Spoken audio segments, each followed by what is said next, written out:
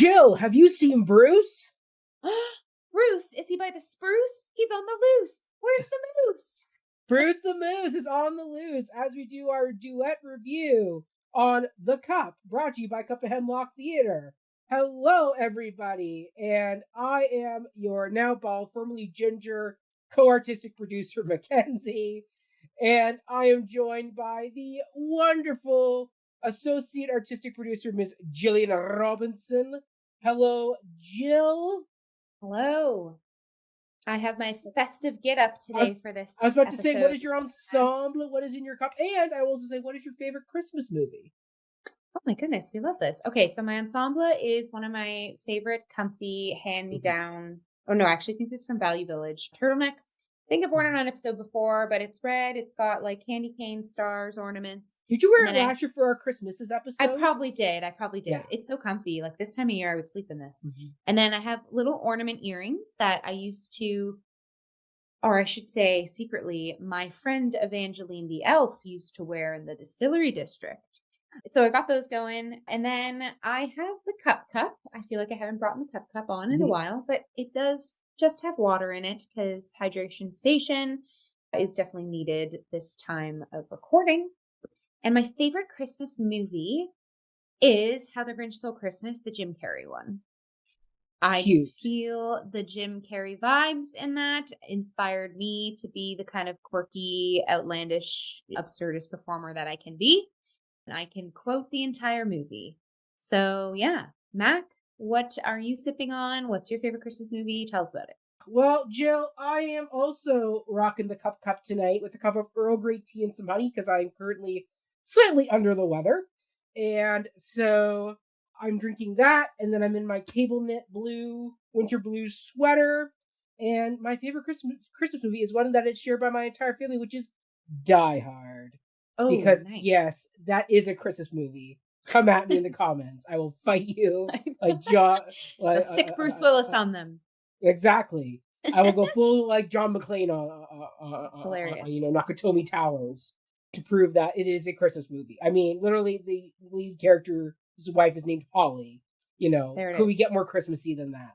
Speaking of Holly, what are we talking about today, Matt? We are talking about the the unauthorized Hallmarkish parody musical. Yes. A world premiere. Yes. It is live on stage at the Royal Theatre, happening now until January 4th. That's right. And I got a special Bruce the Moose pin. They were giving it out when I arrived, so that's what is listening on my program. But yes, we're discussing a Hallmark musical type thing. And so, Jill, are you a big Hallmark fan? Like, do you and your family watch all the Hallmark? It's funny. So my parents are cute. They make like a Hallmark drinking game every season. So the two of them will start watching like late November into the season. And anytime like there's like a gingerbread making contest or like a tree farm or like an almost kiss or something, they have like a drink, like take a drink. I love it. And then when I go home for the holidays, I kind of catch some of those festivities that they partake in. So I dabble in the sort of cheesy Hallmark vibes. I can only kind of take so many of them, but this show did a phenomenal job of pitting the tail on the donkey of how outlandish and corny the Hallmark brand can be. Yeah. I feel your wacky energy would fit very well in like a Hallmark Christmas movie. Yeah. I've had a lot of Hallmark auditions. We haven't booked yet, but fingers crossed. But definitely like the quirky best friend or like, You're the Marta? It's Marta, right? In our show? Martha, I think. Martha, yeah. Yes, Martha. But yeah, I guess let's do a little synopsis so that we can kind of let folks in on the unauthorized Hallmarkish parody musical. So quite literally, it is like a Hallmark movie on stage, but baked in, no pun intended, because there is a cookie bake-off, are very like funny, almost like panto-y jokes and stabs at the Hallmark genre proper. A lot of tropes, a lot of stereotypes, So basically how it goes, we follow Holly, who is this big time city gal who's looking to kind of, be promoted and do this big time merger in big city. So again, everything is very generalized and outlandish. So there's big city, small town. Yeah. So Holly basically ends up going home for the holidays to help out her mom. Her mom works multiple jobs in and around the town. 12 jobs. She owns Yes. 12 different businesses. And in and around that, Oh, my heart. Holly comes face to face with her like old high school sweetheart, Mark Hall. So there's that whole side vibe where they sort of rekindle their relationship. And then the other side of the plot is Mary, who is Holly's mom. She and her rival Cookie, they are thrown into a cookie bake-off every year. And Cookie is the very Cruella de Vil. 12 years running now. This is the 12th. This is 12th competition. Played by my wonderful friend and previous colleague, Heidi Michelle Thomas, who played Cookie. Props, hats off. This role is made for Heidi. Like, so the Cruella de Vil sort of like backstabbing best friend. There she is. So, yes. So basically, you've got all this going on. The stakes are high because they always are in these Hallmark films. You got love versus career in there. Yes, love versus career. And it ends up kind of ending how everything kind of actually I will say it does have a twist. That could be a bit spoilery, but it does end in sort of culminating, the contest and what the results are there and what Holly's choice is. It love or career? Yes. So that's kind of like a fast forwarded overview. This show is packed with song after song after song with brilliant lyrics. I think the book of this is so funny. Yes, our book lyrics are by Bonnie Milligan, who is a Tony Award winning actress. And Tim Drucker and Joel Wagner are also part of the team there too. So it's song after song that's sort of heightening the already cheesy heightened stakes that is a Hallmark vibe. So again, it's playing at the Royal Theatre, which normally is a cinema. So that was really neat how they kind of transformed the stage. Well, it fits because you're doing a Hallmark send-up. So it's like, of course, you're going to go do it at a movie theater.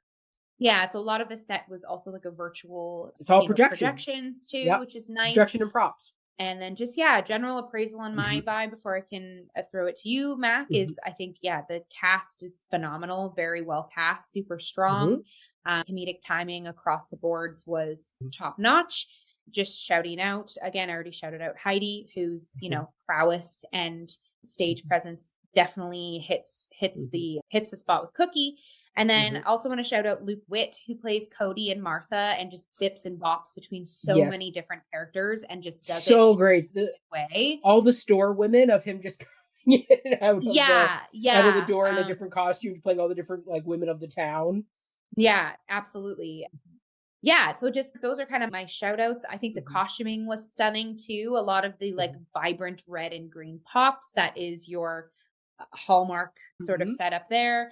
Corny Christmas sweaters, lumberjack vibes, everything that would definitely take you into the world of a Hallmark film. And I will say the projections do hit the mark for that would be up. Some of the, it was opening night, so some of the focus when we did need sort of like focus projections were a bit wobbly, but overall it set the scene and it definitely brought me in. And you're right, Mac, like it brings in the cinematic flavor that is the Hallmark. Projection designer was Taylor L.D. Stewart. Yeah. So so I think having our set be cinema was super neat. I think it pays homage to the original media that these stories are normally told in. But I thought costuming was great, even like the dressing up of the Christmas trees and whatever. But anyways, general appraisals, chapter close on my end. Mac, what about you? Yeah, Jill, you were dying in the audience there with some of the jokes. Like they were hitting you fast, and our eyes was that other wonderful audience member who was sitting in front of us. He was like, it was falling off. He was having a mo. Yeah, it was great. It was great. But general appraisals overall, loved it. I mean, so last year we went and saw Christmases, Christmases. Yeah, is the way they did it, and that was a very sweet show. However, it felt like the series version of this show. This show knows the tone of what it's going for and owns it. Christmas is, as much as it was a fun family musical, it felt like you couldn't decide between, is it going to be serious and dramatic, like I got you have a serious heart to it, or is it going like a send up of all other holiday musicals that we see with Hallmark? Like this was, like this came out to being.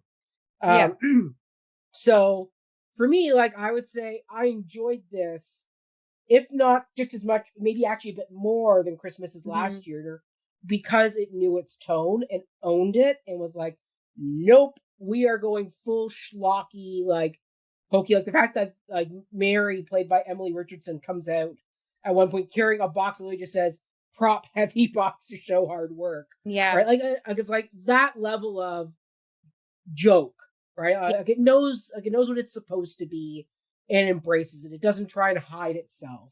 It's For like, sure. nope, we are doing a big send up of like all the Hallmark. Yeah. And I would even say that Emily Richardson as Mary was such a wonderful beating heart to the story, because she Mm-hmm. just so embodied like the classic Christmas mom energy about her. Like I was like, oh, like totally getting the vibes. Like she is just so fun. And her Mm-hmm. sincerity during the reprise of Love and Career was very heartfelt. I thought that was a beautiful juxtaposition. Then I will say our lead, Holly, played by Alexandria Clementi, was also superb. I mean, first of all, she has the pipes to just blow everybody away when she wants to. But then she also understood where the line was in the piece, where it's like, okay, when is this supposed to be a tongue-in-cheek wink to the audience? And when am I actually in the scene, in the moment, actually having a moment, you know? Yeah. Like that was something where I felt she had a really good balance about her. Where a lot of times she had to play the straight person of the comedy, where everybody else around her is a bit kookier than she is, and she's kind of just stuck in small town, coming back into this wild world. So I thought she did a great job with that element. Yeah, for sure. So I thoroughly enjoyed that. And then projections, I would say, because there wasn't a ton of set, I mean, the costumes were great too. I mean, I will say our costume designer is Ming Wong. Yeah. And who's costumes for Cookie. Oh my god, so deliciously like Cruella DeVille, as you said, over the top. Like there she is behind kind of what's her name? Christine Baranski's character from The Grinch. Martha May. Martha May Whovier. Yeah. Yes, exactly. Yes, that's the kind of the look I was getting as well. It's very Martha May as well. And knowing Heidi, like she would wear those dresses in the holiday season just as herself. Would she? Like they were very much like her, which was super cool to see. Yeah. I love that. I mean, I got some more spoilery thoughts, but I would say in general, go into the zone, I would say, I would say just in general, this was such a fun show. It was light. It was joyful. Oh, like it goes at a breakneck pace. Like I would say, like that is like, be ready. Like there's no intermission. It goes. Like once the show starts, you're on the move. Like no let up. What's lovely before we get into spoiler zone, it just the marketing and the ambiance that surrounds the show was really lovely too. Like Max, oh my god, the fake Hallmark trailers at the beginning. Yeah, the Hallmark. Well, yeah, and then also like the pin you received. There's like a step and repeat sort of backdrop to people can take photos with, and then sing along during the show. And you can get like your popcorn. There's a bottle shop. Like it's a very, because it's in a movie theater too. Like it's a lovely blend of like, it has it all kind of like audience experience. So definitely a treat, no pun intended, during the holiday season. Yeah. Yes. Okay, let's go into spoiler zone. Oh wait, Jill, when does it run till? Runs until January 4th, 2026. Okay. Perfect. Yes. All right, and we'll have all that info down below. All right. Oh my goodness, Bruce is now on our screen. Hello, Bruce. He's back. He's back. Done eating Actually, the Bruce cookies. Was a she. Was Bruce I remember. Yes, I remember Mark Sean, played by Sean Meldrum, who is like the broody, dumb, hilarious small town man in this. Yes. Yeah, referred to Bruce as a she. I was like, that's a really funny little. But was he mixing it up, kind of like Jack in Into the Woods, where he keeps calling maybe White who knows, man, the wrong gender? Yeah, maybe that's what I took it as. I took it as the moose was a he, but Mark, being not the brightest, light bulb, took it. Fair. Couldn't figure it out. Who knows, man? But anyways, the moose is here, so this is the spoiler moose. Spoiler moose. And actually, I want to start with Mark's character, because that is an element of the show that I feel could have been done a bit differently and maybe actually helped the show a bit. Okay. So Sean as Mark did a great job. I want to preface that first. Like with the show he was given, he did great. Like he played the dumb guy that you find in all these Hallmark movies very well. Like he did a good job. My issue is that it felt like we had two separate characters in Mark. Like you have the one side of him where it's like all of a sudden he has a kid who never appears, and then he also is like dumb himbo.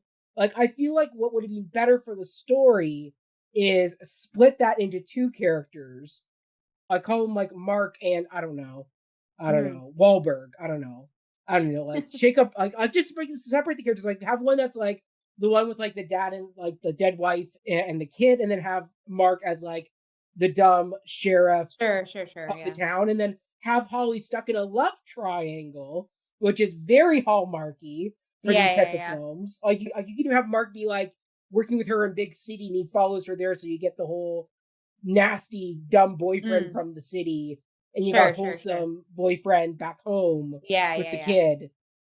I feel like you could have done that, and that would have made that character a bit more smooth versus feeling like constant tug and pull of, oh wait, I have a daughter. It's like that feels really horrible that he keeps forgetting his Yeah. daughter. Yeah. Um, so you still could do it where like you don't see the daughter, and that's part of the joke. Is this guy going, yes, and I have a daughter, and it's like Mhm. you just see Holly doing the Yeah.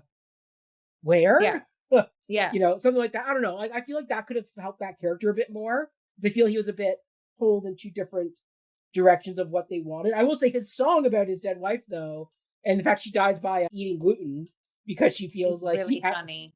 right, like so Yeah. funny, so And funny. so, like, unpredictable, the lyrics of that song too, which is Oh my even god, better. could you think she's gonna die in so many ways? Like whether it's Yeah. a car Yeah. crash, a kitchen accident, like Yeah. something. But no, she dies by eating gluten because she feels she needs to Mhm. have a proper Christmas cookie Yeah. with flour. Yeah. So I would say that was one element of the show where I felt a bit could have been smoothed out a bit more. Yeah. I I actually have an love element the as show well, so but yeah. much though Yeah. that I would actually would add it an additional 20 minutes, so you actually could have had an intermission and not felt Sure. so much of the Yeah. back end was rushed. I'm like, okay, we got to wrap Fair. up the cookie, then we got to find the moose, and then we got to wrap up Holly's story. Like, I feel like Yeah. we could have added maybe 20, 25 minutes to this piece Yeah. and let the piece breathe a bit more. Yeah. And I feel that I would have think helped so. the show ground itself because Hallmark does have a very sincere side. Like, it's not like, yes, it's funny to make fun of the over dramatic plots of these Hallmark shows, but there is a sincerity to what they are telling in some of their films. Some, not all, some. I So yeah, think I feel like also in what you're saying too, it's kind of going to blend into a bit of a discrepancy I had as well.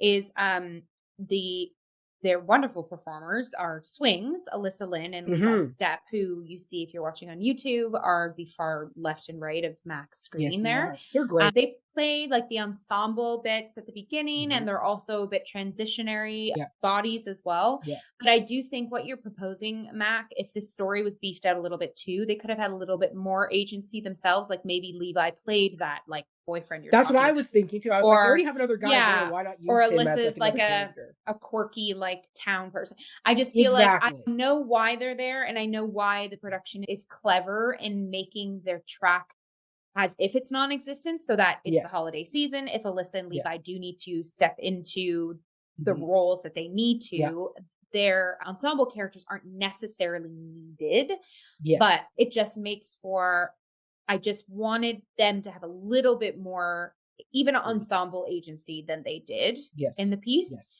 And I think, yeah, maybe a remedy of that is just lengthening out the piece a bit Yeah. and maybe still creating these characters that can or cannot be there so that you don't Yeah. have to break the bank, Yeah. hire two Yeah, more like Alyssa swings. could have played like all like as much as it was fun to see Luke play all like the townswomen coming Yeah, into the shop.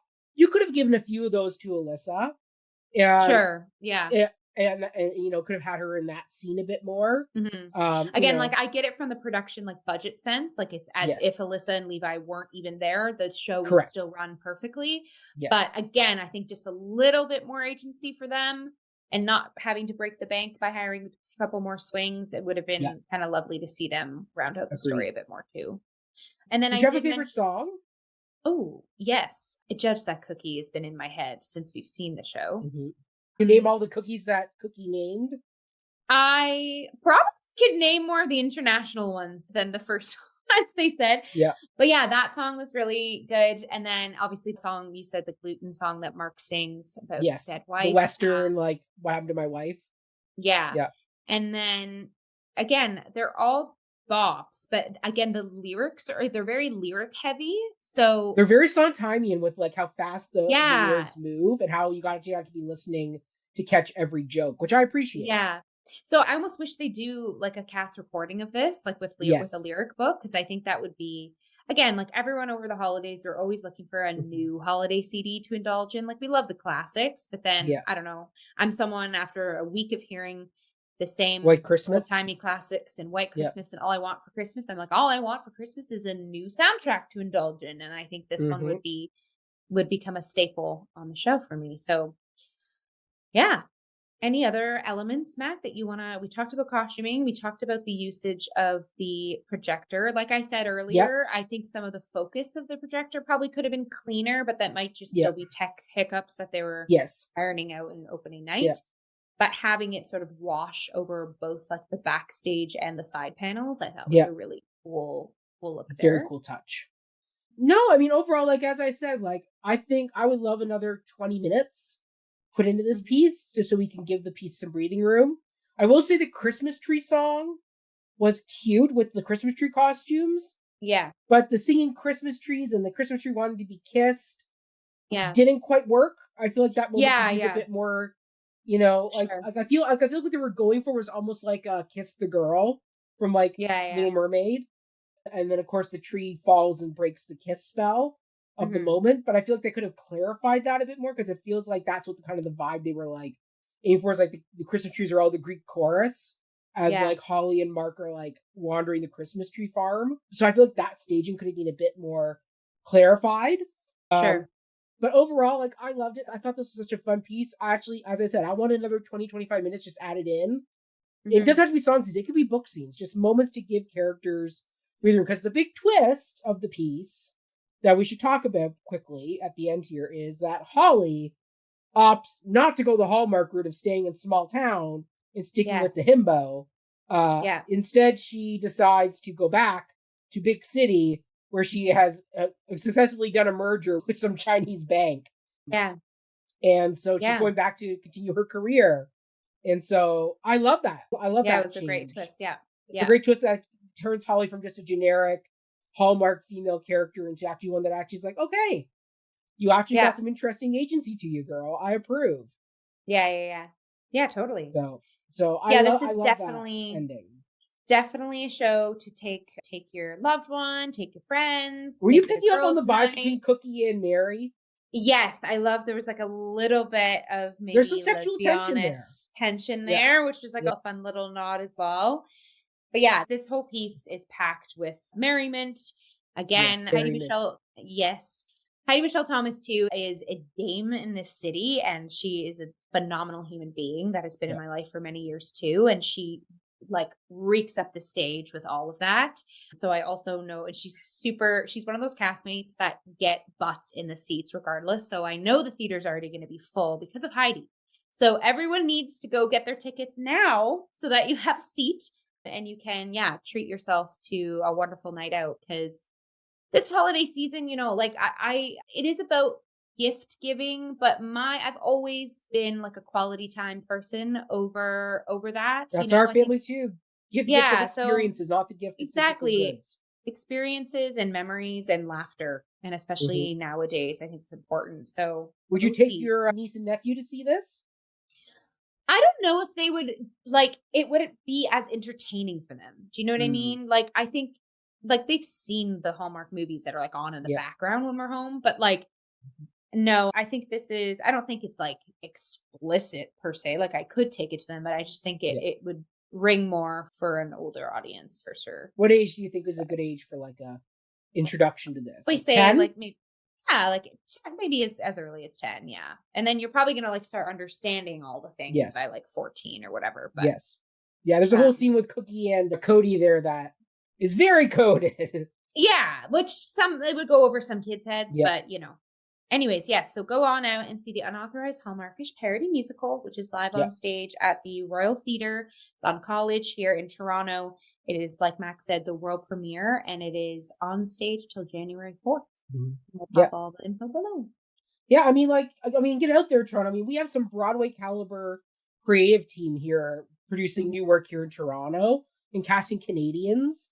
in this piece. And like, this is a piece where I was sitting in the audience and I was going, I could see this going to Broadway, and you cast like Christian Chenoweth as like Cookie 1000%. or like Off Baranski. Broadway. Like this would be such a Off lovely Broadway would off work Broadway too. piece too. Yeah. Off Broadway would work too. But I mean, I want to see a full Broadway production of this, like big cast, like over the top, like go big Broadway. Yeah. So like, I feel like this, like you get some like A-lister to play Cookie every season, and like have like an ingenue playing Holly, and get a good supporting cast around them. Like, oh yeah, like I could totally see this working on so many levels. Like this would be this is a great new holiday musical that I would love to see a bit refined more, but overall just absolutely like what a hoot. Jill, but I will say, bring Canadians with you to the Broadway please. stage. Yes, please. I'm like, well, that's what Come From Away did. Let's make, the stars we know, but let's start bringing the Canadians along with these new works. I think that's going to be an important absolutely for sure. Well, that's what happened with I Come From Away. It was a mix of actual Canadian and American cast. Yeah. And it worked out really well. It was Tony nominated. So, Yeah. Phenomenal. And back in the 90s, Hal Prince with Parade and Ragtime, Showboat, all those live amp shows of the 90s. Yeah. There was a mix of, Canadian and Broadway talent. So totally. Do it Speaking of all of the shows that you've mentioned, Mac, where can folks find and follow you? Do you have a place where you can talk about shows? Well, you can follow me at Mackenzie Horn on all social media platforms. Follow my musical antics over on Before the Downbeat, a musical podcast where we will be releasing a review of Wicked for Good come around the holiday season. So that is coming. We also got some other great episodes coming, including Book of Mormon, Assassins. There's some good episodes coming down the pipeline there, so do check those on out. But Jill, how about you? Where can people find and follow you? Yes, folks can find and follow me on my artist Instagram account, Jillian.Robinson96. Yeah, I recently have mentioned to quit my day job. We're full in arts mode, so posting all those cover songs, keeping up with all no of the good wonderful DJ theater that's happening. I know I'm going to do something wickedy. This way comes, ha ha ha. But yeah, just kind of really diving headfirst back into that whole world. I know it is like I haven't left, but the last month or so, my energy had not been put here, and now I'm back and I'm feeling lighter and brighter and happier. So excited to kind of see what the new year is like for our artist Jillian Robinson. And then, as always, hopefully some Hallmark films. I know, right? Let's do that. Yes. Either Christmas or Halloween. I could see you rocking a good horror movie. Oh yeah, I would love to do that too. Actually, down the line, I might be in a little horror short film, so can't really say much on it right now. But anyways, you are listening or watching to The Cup, which you can find and follow us at COH Theater. We are on Instagram, Facebook, YouTube. And if you have a show that like you want us to review, it's in the notes down below, our contact info. So reach on out to us. We're always excited about new productions, new theater companies cropping up here in Toronto and the GTA area. So if you are an artist as well, if you have something that you want to talk to us about, reach on out, because we also do artist interviews. We do all types of fun stuff like that. So hit us up. We're always happy to, come into the new year with some fun new material, because I will say we are stocked until Christmas. Yes, we are. Content. So this will be New Year content, or not this episode, but all the inquiries will have come in the new year. So there you go. Exactly. Well, Mac, let's cheers again. Feeling cheery this time of year. Yeah. Thank you, everybody. And joy to the world. Joy to the world. Have a happy holiday season. Enjoy some laughter and company with those around you, and support the arts here in Toronto. Support the arts and have a Christmas cookie. Cheers. Bye, folks. Bye.